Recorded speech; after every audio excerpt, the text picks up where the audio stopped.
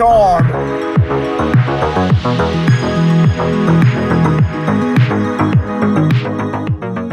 Bythjul.com. Däck och fälgar online direkt hem till din dörr eller närmaste verkstad.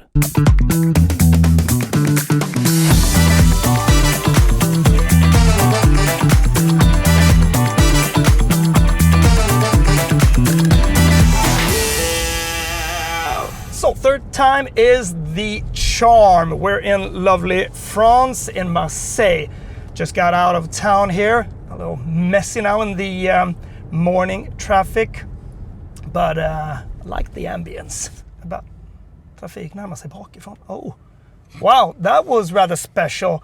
I think they came up rather quick behind, and the hazard lights turned on, and it said oncoming traffic from the rear. That's pretty good, because you look down, you read out quickly what it says, and you might brace for rear impact. That was rather good. I've never seen that before. So why it's third time the charm in this one? Because we've been looking at this model now 2 times, so quite extensively. Like the driving feel of it, but now it's got what it needs. More power in a plug-in hybrid format. And right off the bat, you can feel that the power is there. And when driving through town, you're not concerned of that fossil engine kicking in, because you need to be that ballet light on your foot on the accelerator. This one, you can just floor it. The battery is at 13.6 kilowatt hours, and it gets you a range of 66 kilometers combined in VLTP. And it's strong. Combined horsepower in this one is 224. It's got a new bit of chassis as well, so it's more suited for sporty driving, and this is the top ranging one. So they brag a little about that. This is the quickest one, the most engaging one, the most dynamic one, and of course 17-inch brake discs, and the ZF technology, and the setup in the chassis, and the body control should of course be more enhanced. And you got these different modes, of course. You got HV, you got full electric. You drive until the battery is depleted. You can drive in HV mode. It works together with the fossil engine to provide a bit more power if you need that, or if you need to get into the different settings, sport, normal, eco. So you can set a lot of different driving modes in this one. And you can get it into hold if you want to maintain the battery at the same level to keep it onwards when you need it, and it recharges a bit stronger there as well. And then you can also put it into auto HV/EV, and together with the navigation, it can predict. It's got this new system that can predict what type of road is ahead, where is a motorway, so it drives together with the fossil engine there. When you get to a slower road, well, then it's EV, full electric. And when you get into some zones in the city where it's supposed to, be not climate neutral, but a bit more eco-friendly zones, well, then the EV kicks in there as well. It's a very smart system, this one. Sport mode, you got normal, eco, sport. Let's get into sport and see how we can unleash some more of that power. So 0 to 100 kilometers an hour is dealt with in 7.4 seconds. You can feel that there's a lot more power in this one, but there's a different type of weight to it in the steering feel. It sits rather well, I must say, and it pushes out a bit. Very good. You can floor it, and it's there, very predictable. Push it out all the way. Feels good, it's there. The power really wants to munch through, like it, and that was upwards as well. The other ones, they are a bit underpowered when you get to a bit of an incline. But this one, those 224 horsepowers, yeah, they do their job. So this one, to the exterior and how this car looks, makes it a lot more aligned with the power. You can have some fun in this car, but at the same time be very effective on your day-to-day route. Consumption is 0.9 liters per 100 kilometers. And also in its class, it's got the leading drag coefficient. It's just 0.318, I think. And that is due to the design of the car, and of course also due to that the air underneath it is transported a lot easier. Yeah. When you accelerate in EV mode, sure, it pushes on, in a just moderate way. But when the fossil engine and the electric engine plays together, those 224 horsepowers, well, they give you a little more tickle in your belly. It's not slow. Look at this. The pickup is great. 150, 160. No, this picks up well. System is rather intuitive. I like it. It's now very, very quick. You get into the settings and you have those different categories.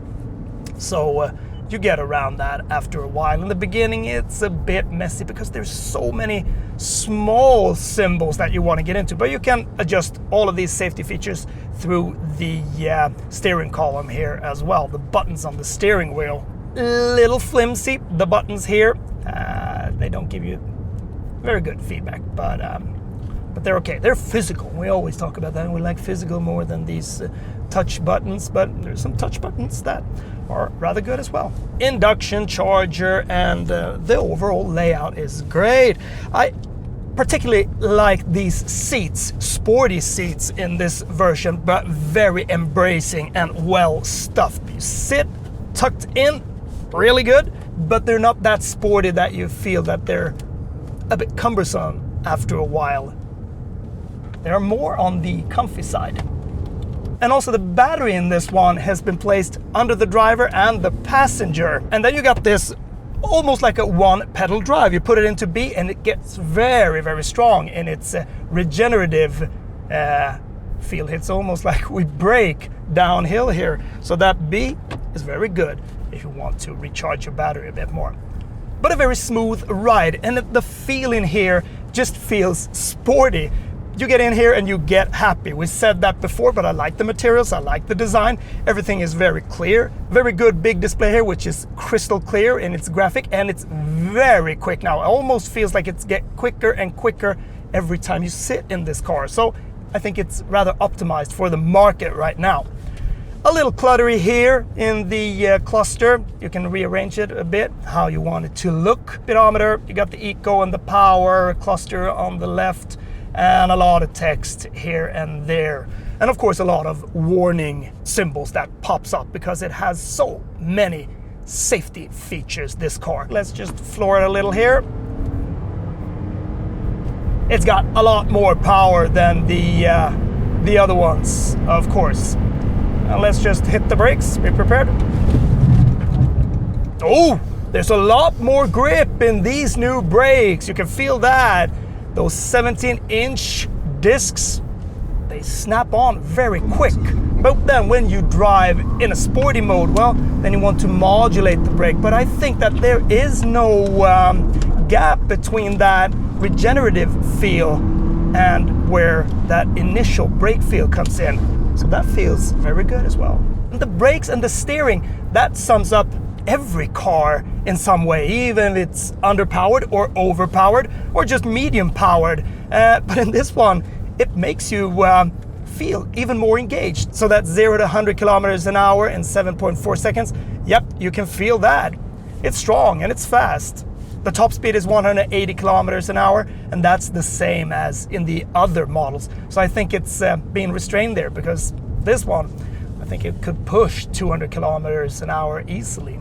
When we come to the price, well, the starting price for this one is about 480,000 Swedish crowns. Now, almost 500,000 Swedish crowns for a little car in this segment.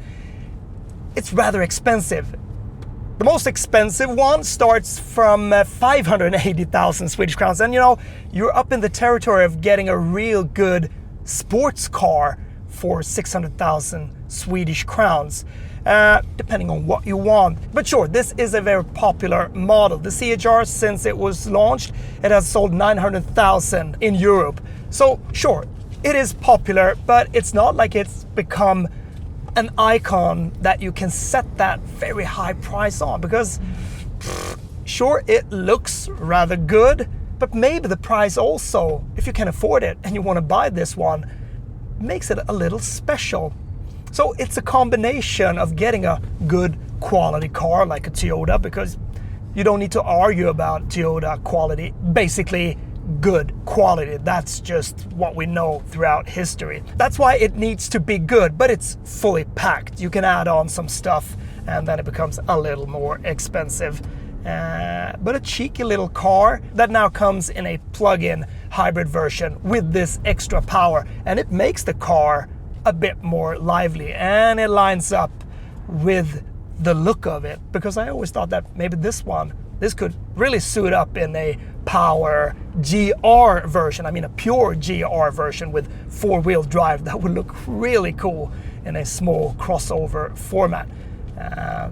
But how it tends to drive and how the feel of it is, and getting the range commuting with this one. And in a world today where it has made a little switch of the demand for electric cars, that is a bit of a problem. They are very expensive.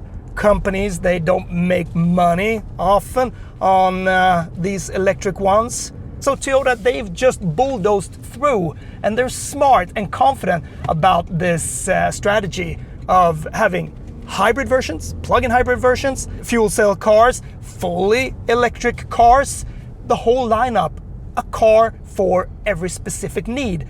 And that's the thing. People nowadays are a bit scared. They don't really know, what car should I buy today? Should I buy a diesel? Should I buy a petrol engine, plug-in hybrid, or a fully electric? And that just makes sense. So they're smart, and that's why they're very big and very lucrative.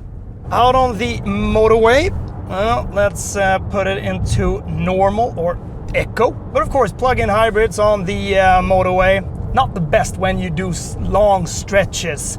But this one is smart, together with this system that predicts where you're going and what type of part of the road, together with the navigation of where it should get into hybrid vehicle mode or that electric mode. And the onboard charger is a little stronger, 6.6 kilowatts instead of the basic original 3.7 that many plug-in hybrids got. So you can top up the battery in about 2.5 hours, which is just great. And then you get this combined range of about 66 kilometers. Motorway speeds, very steady, very quiet and calm for being a car of this size. And the battery itself is rather efficient in its consumption. It's about 15 kilowatt hours per 100 kilometers. And it's quick, you reach a rather high speed quickly in this one. 170 kilometers an hour. Now it's a lot more powerful than the other ones. They struggle. This one, it's got the torque, it's got the power. It's rather fun. 180, 84, yep. It feels like a more grown-up car, a bigger car when you drive it rather quick on the motorway, and that is part of, traveling. Getting up on motorways and having a car that feels quiet and relaxed. And this one does.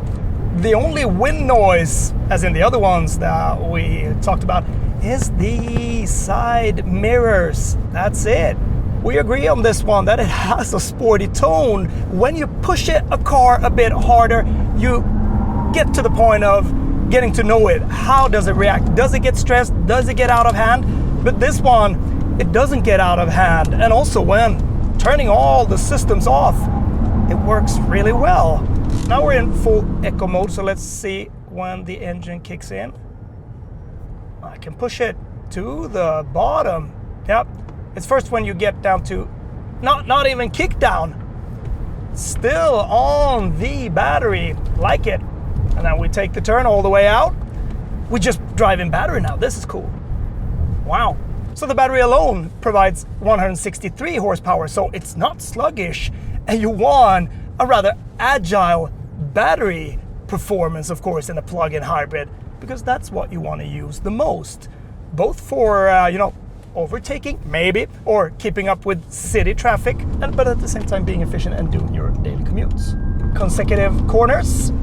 I like this one. Look at this. and something that has been improved, which you can feel that it doesn't get as stressed when pushing it. I think it's another level of sportiness is of course that chassis setting, that optimized chassis in this one, and the body control is a lot more pleasant. So of course this should be the top ranging one, and when stressing it like we do, well, it really proves it is.